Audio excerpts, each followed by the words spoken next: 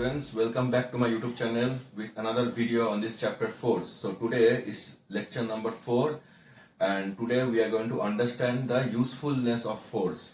So let me just summarize what we have studied in the previous lecture. We have studied in the previous chapter about the different types of friction.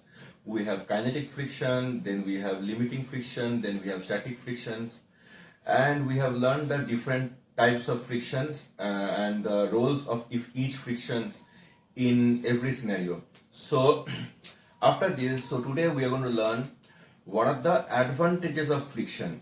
Let me tell you before we start with the chapter, there are some advantages as well as disadvantages, but for today's topic I am going to keep it confined to only advantages of friction and the ways to increase the friction. In this video you are going to see some special I'm going to put some videos related to the topics that I'm going to teach, because every topic or every case scenario that I am going to explain, it can be better understood with the help of a small clip. So I will try to put a video after each clip or as a picture related to this topic. So today's topic is the advantages of friction. So today's topic, so advantages, or you can say the today's topic is friction is useful. Friction is useful. Now, in this picture right now, you can see a boy is walking, right? A very common thing that happens is that for a child, the first thing that he happens to learn, obviously he learns to talk and listen, but the first thing that a child does when he grows up is to walk. So let me take this example to understand how friction plays an important role when we walk. Now you can see in this picture, a boy is walking in this direction. So right now the motion of this whole body or the boy is in this direction, okay? But if you look at the movement of the foot, normally your motion is in this direction, but if you look at it in a more accurate way, if you notice that this foot, the foot is actually pushing the ground in the backward direction. So this foot is trying to push the ground in the backward direction. So what we do is that when we walk, our foot tries to push the ground in the backward direction. So the force applied by our foot is in the backward direction. So this red arrow indicates the direction of motion of the foot, because here is in this direction is the force is applied. Now what we know that opposite to the motion, which force acts? Think. Opposite to the motion, which force acts? Yes, opposite to the motion, it is the frictional force which comes into play. So opposite to this motion, which is in this direction, opposite to the motion is the frictional force. So frictional force acts in this direction. So this is the direction of frictional force. F represents the frictional force. So the frictional force acts in this direction, means what?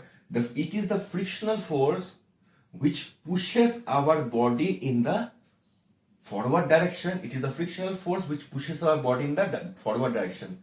So think, we push the ground in the backward direction. At that point, this foot and the ground are coming in contact, and when two bodies are coming in contact, frictional force comes into play, and this frictional force which comes into play acts in the opposite direction of the motion. So this motion is in the backward direction, so my frictional force will be in the forward direction, and this frictional force which is acting in the forward direction is actually pushing this boy to move forward. So that is why the ultimate motion of the body is in this direction, okay? The resultant motion is in this direction. So this is how friction is useful for us when we walk. Now take a situation when you are walking on a very shiny surface, like suppose you are walking or trying to run on a marble, on a marble, so what happens at that point when you're trying to walk on a very smooth surface, a smooth as marble, at that situation also you are applying the force that is applied by your foot is in the backward direction. Okay, so the force which is applied by the foot is in the backward direction. But since the surface is very smooth, the frictional force doesn't comes into play. So as a result, there will be no frictional force when you are walking on a very smooth surface like a marbles. So when you are walking on a marble, so this is suppose a marble. So at that point you are giving the motion in the backward direction, but since there is no friction between your foot and the ground because of a very smooth surface, there is no frictional force. So there is no frictional force in this direction. In this direction we have no frictional force. As a result, if there is no frictional force, there is nothing to push our body in the forward direction, because it is the frictional force which pushes our body in the forward direction. As there is no frictional force, we will not move in the forward direction. So at that point our foot slips. So at that point our foot will slip, and if it slips then we can fall also. Okay, similar kind of a situation also happens when you are similar kind of situation also happens between, suppose you are walking on a banana peel. So at that point, suppose you have a banana peel right now and your foot is on the banana peel, as you can see in this picture right now. Okay, so as your foot is on the banana peel, and we know the same thing will happen between the foot and the banana peel. You know the banana peel surface is very slippery. So between the foot and the banana peel there happens to be no frictional force. So what happens, you are pushing the ground backward. Now what is the ground for you right now? Your ground is this banana peel, because your feet is on the banana peel. So as you are pushing the ground backward, it is actually the banana peel which is going backward. And if the banana peel or the ground only goes backward, at that point you can expect no frictional force. So if the banana peel is going backward and the surface is so slippery, so there is no frictional force to give you a forward push. So there is no frictional force to give you a forward push. So as there is no forward push, okay, no frictional force. So as there is no forward push, only the one thing can happen is that the only one output is that you might slip and the person might fall. So walking on a banana peel or a slippery surface, what happens is that you are pushing your foot in the backward direction, but no frictional force comes into play because the surface is slippery. So as there is no frictional force, you get no forward push, because it is the frictional force which gives you the forward push. So as there is no frictional force, you do not get that forward push and you cannot move ahead. So this is the usefulness of friction. So also you might have seen, okay, I will discuss that in a later topic. So this is the usefulness of the friction, that while you walk. So remember, when you walk, your motion of the foot is in the backward direction, and that is why frictional force is in the forward direction. And this frictional force which is in the forward direction gives you the required push to move forward. Okay, and you can understand this thing in a much better way through this video. So you can watch this video right now. As you can see, the boy is walking on the road. The boy is pushing the road backward with the help of his foot. The tendency of the foot is to move in the backward direction. The force of friction opposes this tendency and acts in the opposite direction, that is the direction in which the boy wants to move. Okay, I hope you have watched this video and clip and you have enjoyed or you have understood this part of how a friction helps us to move effectively, helps us to move in a more detailed way. So I hope this clip is effective to you. Now we are going to study about the second point. Okay, the second example, how a friction helps us or friction is useful to us. So the second example. So normally you have seen a car. A car looks like this. Now the most important thing in a car is its tires. Is the tires. Now the car is moving on a surface. Now we are going to understand how friction helps the car to move. Now if I magnify on this tire part, the tire looks like this. Okay, the tire looks like this, and this is the surface on which it is moving. Okay. Now, as you can see, the tire, suppose the tire is rotating in this direction. The tire is rotating in this direction. If the tire rotates in this clockwise direction, so the motion of this tire will be in this direction and the car also moves in this direction. Okay, so this is the resultant motion. But if you look at it more accurately, see, firstly try to notice at this point. At this point you try to notice the tire of the car is actually moving in this direction. So what the car does or the tire does, the tire is actually pushing the road in the backward direction. Try to figure it out. See the arrows? You can see it more clearly. The arrow is like this way. So if the arrow is like this way, the tire is actually trying to push the road in the backward direction, in this direction. So this is the direction of the motion of the tire. So this is the direction of the motion of the tires, because it's rotating.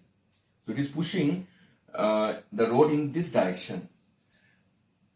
At this point, there is a contact between the tires and the road. Okay, between the tires and the road, the contact is over here. And we know whenever there is a contact, which force comes into play? A frictional force comes into play. So at this point, the tire and the road are in contact with each other. So a frictional force will come into play. The frictional force will come into play, and this frictional force, in which direction the frictional force will act? The frictional force will act opposite to the direction of the motion of the tires. So tire is pushing the road in the backward direction. So the frictional force will act in this direction. So this is the direction of frictional force. F represents frictional force. And so since the frictional force is pushing the tires in the forward direction, so that is why the resultant movement of the tire is in this direction. So it is the frictional force which pushing the tires in the forward direction. So that is why the car is also moving in the forward direction. Understood? Now suppose you take an example that this car is trying to move on a icy road. Okay, like if you see, go to any cold places. Okay, where 24 hours it is covered with snow. So that time there is no option other than the car to be moving on a very icy surface. So this road is covered with ice. So at that point, when the road is covered with ice, so what happens is that, so this is the layer of the ice, and this is the road beneath the ice. Okay, this is the road. At this point also, the tire is trying to rotate in a clockwise direction. In a clockwise direction, you can see this is the clock, how the clock rotates. And if the tire is trying to rotate in the clockwise direction, the force which the tire gives on the road is in the backward direction, so the force which the tire is giving is in the backward direction. So the tire is trying to push the road in the backward direction. But since it is a icy surface, and on the icy surface there is lack of friction, okay, there is no friction to be as a result there is no friction, because friction only happens between rough surfaces. If one of the two surfaces is smooth, like over the tire is rough but the ice is smooth, if one of the two surfaces becomes smooth, then there is no friction. So although it is pushing the road in this direction, the force applied by the tire is in the backward direction, but because the surface is very smooth, there is no friction. So since the surface or since the ice surface is smooth, so there is no friction. So there is no frictional force in the forward direction. So let me put it like this way: this frictional force which is acting in this direction, there is no frictional force. That is why I put a cross. So there is no frictional force which is pushing the tires in the forward direction, and as the tire is not getting the minimum or the required forward push because of lack of friction, the tire will not move forward. So at that point the tire will keep on, so the tire will not move forward, and if the tire is not moving forward, the tire will keep on rotating at the same position. It will keep on rotating. Normally what happens, the tire will rotate and it will move forward, but at this point the tire will rotate on the very same position, and this position and this thing, when the tire rotates at the same position, that is called skidding. So the tire will skid and the tire will not move forward. So you can I will put a video, but try to understand, because of lack of frictional force the tire is not getting the forward push, and because it is not getting the forward push, okay, no frictional force, that is why it is not getting the forward push. So the tire will not move in the forward direction, it will not move, okay, that is why cross. So this is the problem happens when there is no friction. Without friction the vehicles won't be able to move on the road. So I hope you understood this point. To make this concept more clear, I am putting this video after this, so you can watch this video and understand it much better way. So watch this video right now. The friction between the wheels of the vehicle and the surface of the road allows the wheels to roll forward. When the friction is reduced, the wheels slide instead of rolling and the vehicle skids. As you can see in this example, the tires of the car is skidding due to lack of friction on the icy surface. Now all of you must have now we will see the example number 3. Now all of you have must cycle in the evening, okay? I think all of you have a cycle at your house, and which you at your normal playtime in front of your house or somewhere else you cycle. Now if you want to bring your cycle to stop, what you do? You apply the brakes of the cycle. Now the brakes of the cycle also works on the phenomenon friction, okay? So if you have a cycle like this, okay, the tires, suppose the cycle like this is the seat and this is the handle, okay? So this is my kind of a cycle. Doesn't looks like actual cycle, but it will help you to understand it. So in a cycle, the most important thing is the brakes, right? Now the brakes are where? The brakes are, if you see, the brakes are there on both the tires. Now if I take the example of only one tire, the brakes are situated over here. These are called the brake shoes. Now if I happen to magnify this position, what happens is that if this is your tire, there's a rim, okay, this part is called the rim of the tire, which is the silvery part. Now on the rim, these brake shoes are there. These brake shoes are there, which are made up of rubber. So at this point, the brake shoes are there. One on this side and one will be on the other side. So there are two brake shoes. Now between the brake shoes and the rim, there is a minimum gap which is kept when the cycle is moving. So when the cycle is moving, there is a small gap, as you can see over here, between the brake shoes and the rim. You can see the small gap.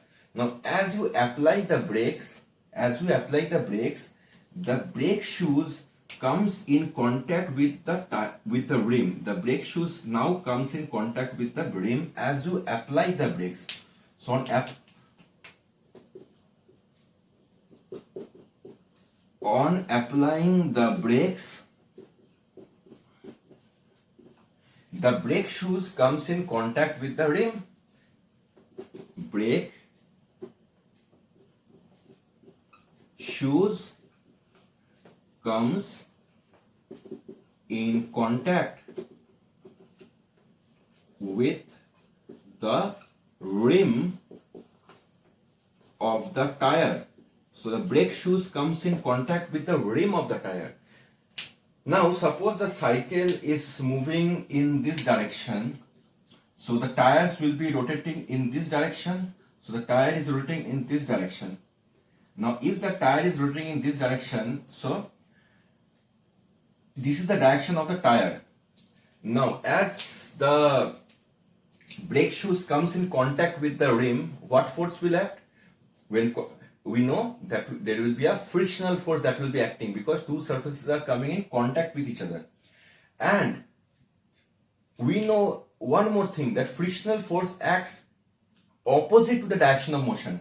So if this is the direction, as you can see the blue arrows, okay, let me put it with a different color so that is more understandable to you.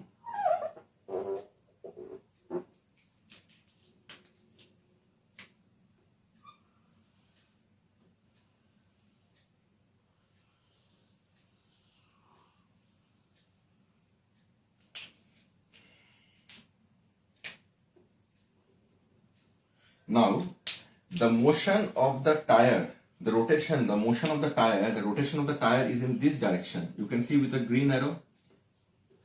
And we know what? The friction will act in the opposite direction. When the friction will act in the opposite direction means what? The friction will act in this direction, opposite to the motion.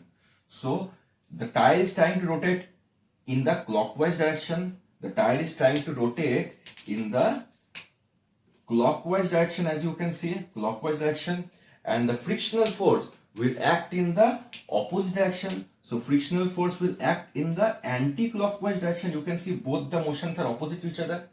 So as a result, this frictional force which is acting in the opposite direction, this red arrow represents the frictional force which is acting in the opposite direction, will try to stop the tire, and as a result your cycle will be slowing down. The speed of the cycle will decrease, and ultimately it will come to rest. The cycle will come to stop. So you can see over here that the brakes are applied because of frictional force. Clear? So I think you understand the direction. These green arrows represents the direction of the rotation of the tire or the wheels, and the red arrow represents the direction of frictional force, and you can see both are in the opposite direction. So ultimately the motion will come to stop because the opposite motions. So I hope point number 3 you can understand it. So watch this video and make your concepts more clear. So now watch it.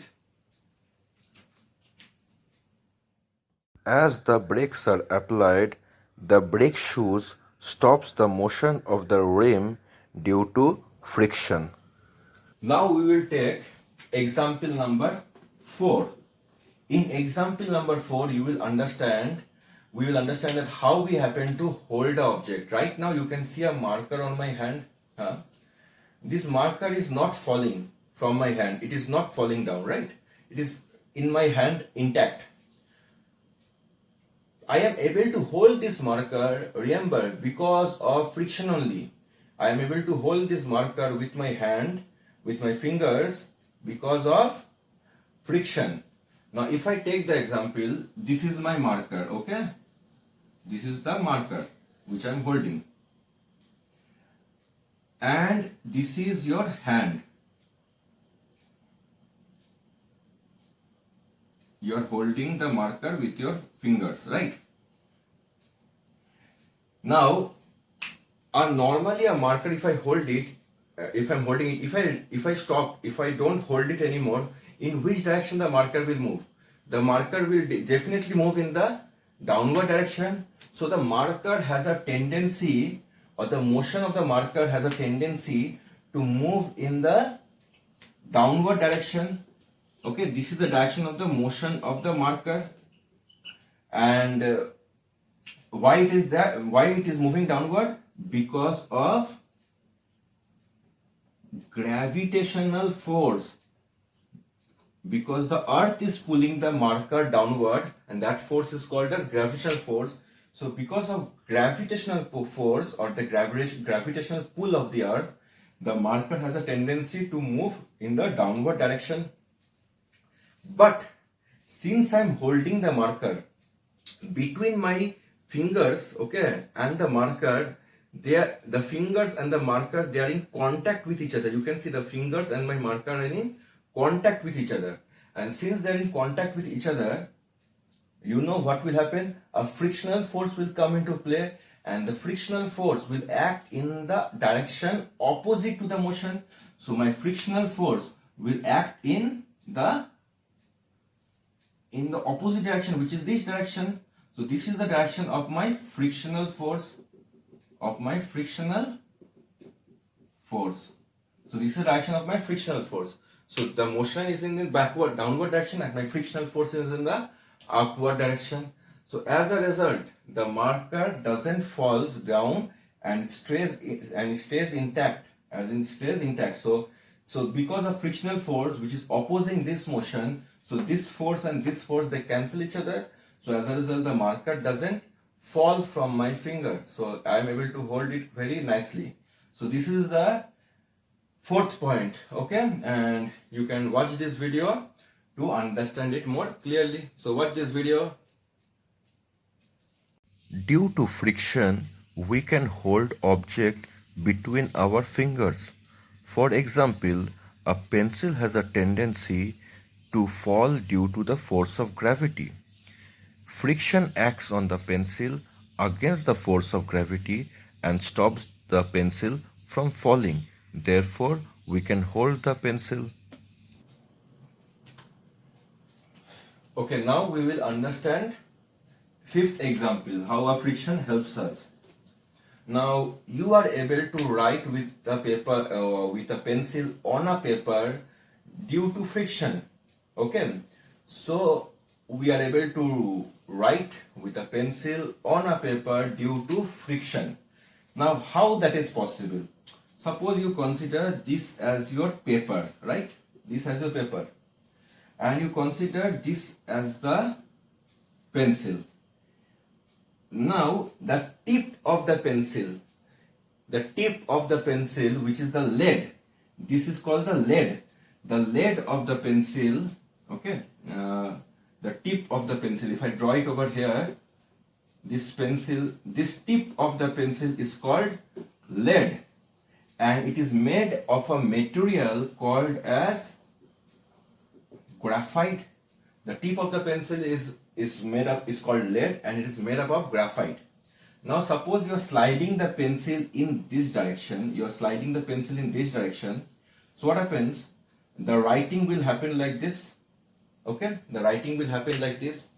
So again, the motion of the pencil is in which direction? The motion of the pencil is in this direction. So this is the direction of the motion of the pencil. Opposite to the motion, what will act? Frictional force will act. So frictional force will act in the opposite direction. So this is the frictional force. So motion acts in this direction and frictional force acts in the opposite direction. Because of the friction between the lead of the pencil and the paper, because of friction between the lead of the pencil and the paper, small bits of graphite, that material, the small pieces of graphite will be deposited on the paper, right? So understand, due to friction between paper and pencil, what will happen? Small bits of graphite will be deposited on the paper, and that is how you write. Okay, so you can watch this video after this and understand it much clearly. So this is example number 5, which is it is very easy to understand. I think that it is the motion and frictional force are always in the opposite direction. So in every example which I am teaching right now, this thing is common. Motion, which I am marking with a green arrow, and the frictional force, which I am marking with a red arrow, they are in the opposite direction. So you can watch this video and enjoy it. Pencil write because of friction.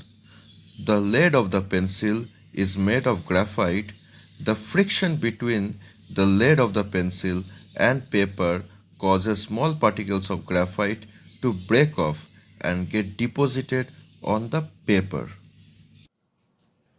Now let's come to example number 6, how a friction helps us. Friction makes rough surfaces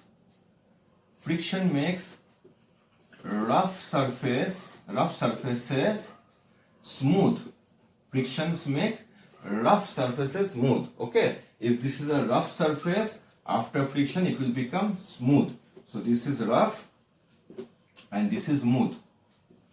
But to change from rough surface to smooth surface, we take the help of one material which is known as sandpaper.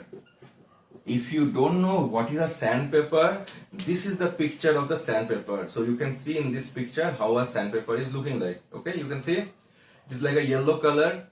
And okay, and the most important thing about sandpaper is that the surface of the sandpaper, if I take this as my sandpaper, okay, this surface of the sandpaper is very rough. The surface of the sandpaper is very rough. And see, firstly, the sandpaper is not made up of sand. Sandpaper is not made up of sand. It is just that the feeling that when you touch a sand, you get a rough feeling. The same feeling that you get when you touch a sandpaper, you get the same kind of a feeling. So this rough sandpaper has a very rough surface on one side. Okay, other side is smooth. On one side it is a rough surface. So rough surface on one side, and this is this surface, which is the bottom surface, that is the useful.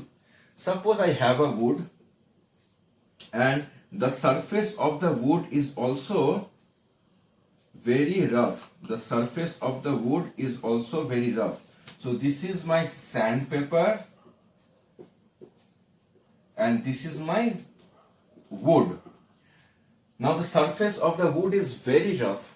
So what I do, I take the sandpaper, put it on the wood and rub it. So as I put the sandpaper on the wood, so this is the wood and this is my sandpaper. So as we bring both the sandpaper and wood in contact with each other and we rub it, between, you can see the rough surfaces of one body slides with the rough surface of the second body. The rough surface of the sandpaper slides with the rough surface of the wood, And when what happens when two rough surfaces slide, a large frictional force is produced. So when two rough surfaces happens to slide, a large frictional force is produced, and this large frictional force which is produced is enough, will do what is, it will take away the bumpy surfaces of the wood. This large frictional force will wear the bumpy surfaces of the wood. So as you rub the sandpaper on the wood and keep on rubbing, after a point you will find, if this is your wood, the surface has become absolutely smooth. So this is the wood after rubbing. So this was the wood before rubbing, and this is the wood after rubbing. When you slide, all the bumpy surfaces of the wood gets worn out and you get a very smooth surface. So sandpapers are used to make the, or say frictional force of the sandpapers that are used to make the rough surfaces smooth. Also you can take the help of your sharpener also. If you have a sharpener, you can see on the surface of the one side of the sharpener there are some rough edges. Those rough edges are used to smoothen the tip of the pencil. Sometimes if you sharpen your pencil too much, the tip of the pencil becomes too sharp, and that is why one surface of the sharpener, if you see, it is very rough edges. So you take your pencil lead and slide on it, and the surface of the pencil will become smooth and you can write with a good handwriting. So this is the purpose of the sandpaper. Okay, so this is the sixth example of how a friction is useful to us, and you can watch this video to make your concept more clear. So watch this video. A carpenter uses sandpaper to polish woods. A large force of friction is produced when sandpaper is rubbed on the woods. This developed friction wears the tiny bumps on the wood, as you can see in this example over here. Now we come to the seventh example of how a frictional force helps us. The important thing to note over here is that friction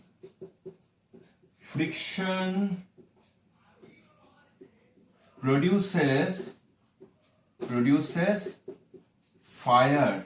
Okay, friction produces fire. So, or you can say actually friction produces not fire actually, you can say friction actually produces heat, and sometimes that heat can produce fire. Okay, so friction actually produces heat.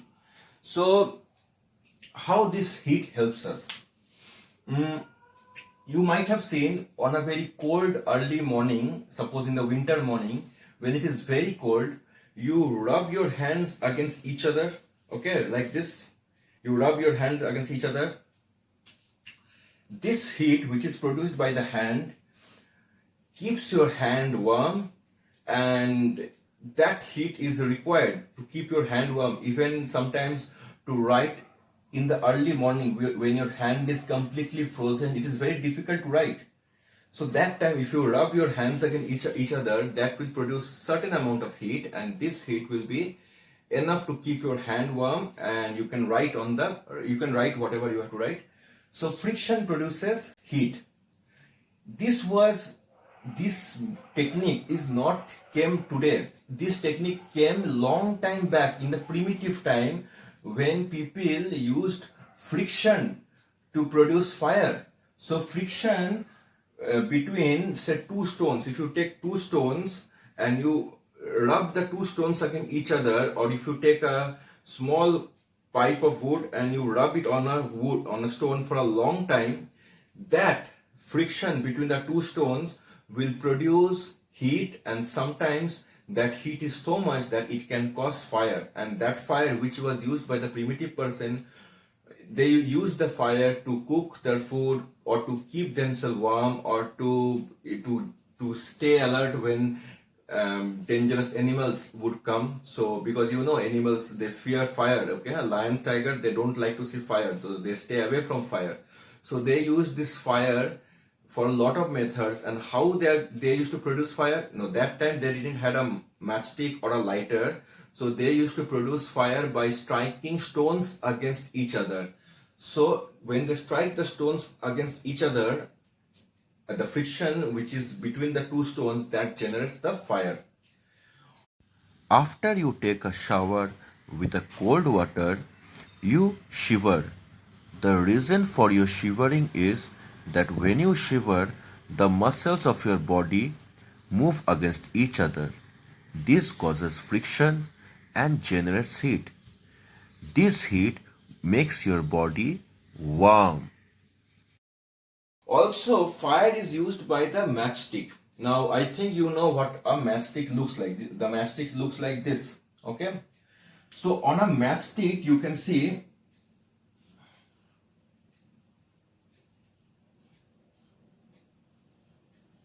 on a matchstick you have this surface which is very rough, and on this surface you have that black powder. Okay, black powder, some kind of a chemicals are there which is known as black powder, which is made up of black powder actually made up of many materials like sulfur, potassium, nitre, something like that. Anyways, you don't need to go into that details. Just remember there is a kind of a rough surface. So this is the rough surface, and this is my matchstick, and this is the matchstick which I have. Now the tip of the matchstick is made up of black powder. It is made up of black powder. This black powder is a combination of many chemicals, okay, like sulfur, potassium, nitre, many things. So when this matchstick rubs or you slide it against this rough surface, so what happens is that this matchstick moves in this direction. So this is the matchstick, and the direction of motion is in this way, and this direction of motion is in this way, and frictional force acts in the opposite direction. So between, when you rub the matchstick on the rough surface, a frictional force comes into play, and this frictional force which comes into play produces heat, and this heat sometimes it is very enough to cause a spark. This heat is enough to cause a spark, and this spark ignites the black powder. This spark ignites the black powder, and then you have a fire. So when it ignites, then ultimately you have what? You have a fire on this matchstick. Okay, this is a fire. Okay, so I think you understood how a friction plays an important role in our day-to-day life. Because of friction, we cannot walk, we cannot drive, we cannot hold things properly, we cannot write, we cannot make things polished, or also without friction, we cannot produce heat. So friction is a very important part of our life. Saying that, I will also say that friction has a lot of disadvantages, and which we will learn in the next lecture. So this is the 7 important points how friction is important to us. Okay, now let us see. Now in the next topic we will see the 3 ways how to improve friction or to increase friction, because sometimes we need to increase friction to get the proper right amount and get the things more to get effective friction. So sometimes we need to increase the friction. So what are the ways to increase the friction? We are going to learn on the next topic. Okay, so for now you watch this video. Friction produces heat. Primitive men lit fire by rubbing pieces of stone or wood against each other. To ignite a match, we rub it against a rough surface. Okay, now in this topic we are going to learn the 3 ways how to improve friction, how to increase friction. So our next topic is to increase friction. So how to increase frictions? Now we'll take few examples. Have you seen a tire? you can see this is the picture of the tire. Now, as you can see in this picture, the tire are really have some patterns inside them. So if this is the, you can say in this picture, if this is the tire that you're seeing, on these tires you have some patterns. Okay, these are the patterns. These patterns are there on the tires. Even not only on tires, if you take the shoes, any normal shoes also, that will have some patterns on the sole of the shoe. So if I take this as the sole of the shoe, okay, this is the sole of the shoe, you can see some patterns are there on the sole of the shoe. These patterns which are there on the sole of the shoe or on the surface of the tire, these patterns are called, any guess? These patterns are called as, you can see, these patterns are called as treads. See, these patterns are called as treads. Now, why these patterns or these treads are there? These patterns or these treads are there to increase friction. Actually, these patterns which are there, they do what? They make the surface rough. So these patterns or the treads, they make the surface rough. And if they make the surface rough, what will happen? There will be rough surfaces will have more friction. So the treads, they make the surface rough, and that's why we will have more friction. So patterns or treads which are there, which can increase which makes the surface rough, and that will have more friction. So this is the first way how to improve our friction. Okay, so you watch this video after this. Clear? You may have noticed that the surface of tire has patterns on it. These are called treads. They are provided to increase friction between the road and the tire. This improves the grip. Shoes also has treads for the same purpose. Now, the second way to increase friction is if to make the surface more and more rough. For example, if you have seen a basketball court, the basketball court which we have in our school also, if this is the basketball court, okay, the surface or the ground of the basketball court, okay, the ground of the basketball court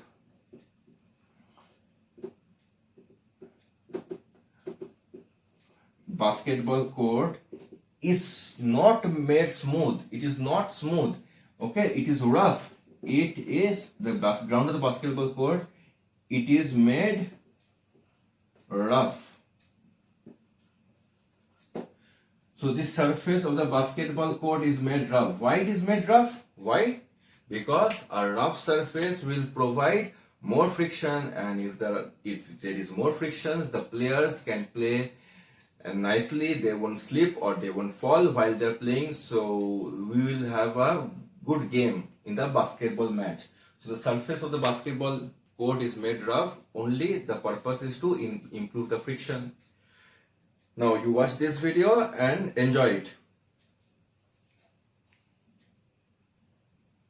Playing areas such as basketball court are made slightly rough to increase friction and prevent slipping. Now the third point, the last point of today's lecture.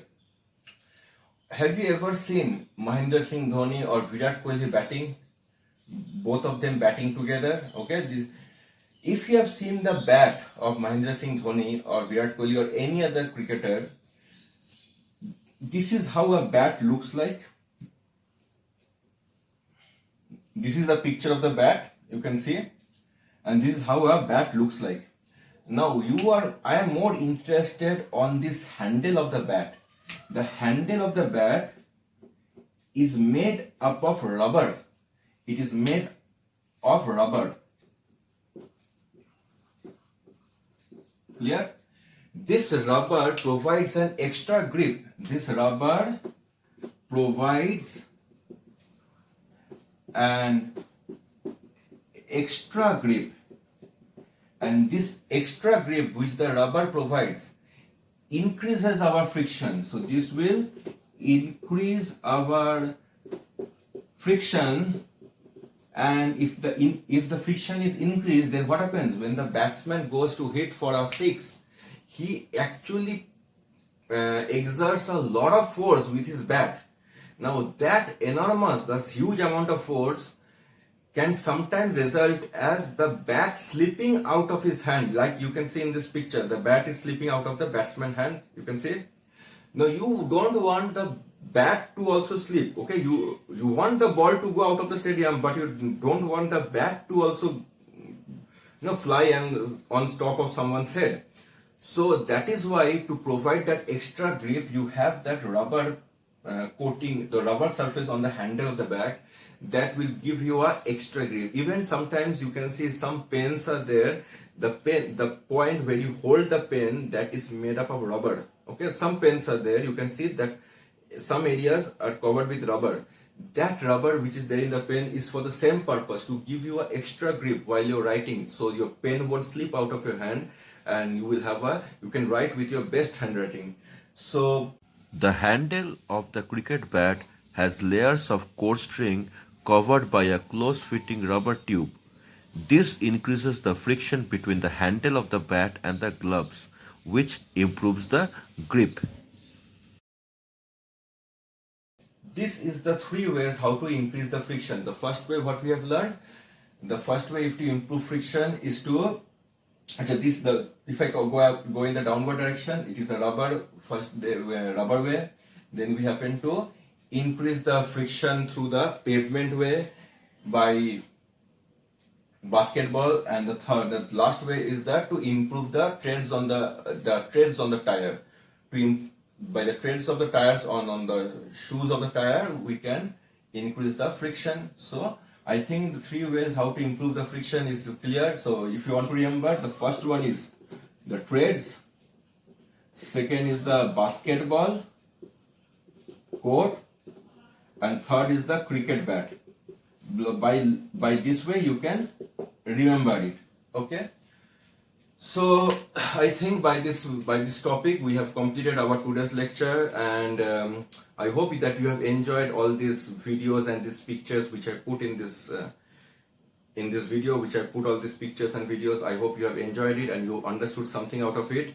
So saying that, if you have enjoyed this video for whatsoever reason, don't forget to hit the like button, and always take care of yourself. We will meet in the next lecture. That will be our last lecture of this chapter. So till then, tata, bye bye, good, take care.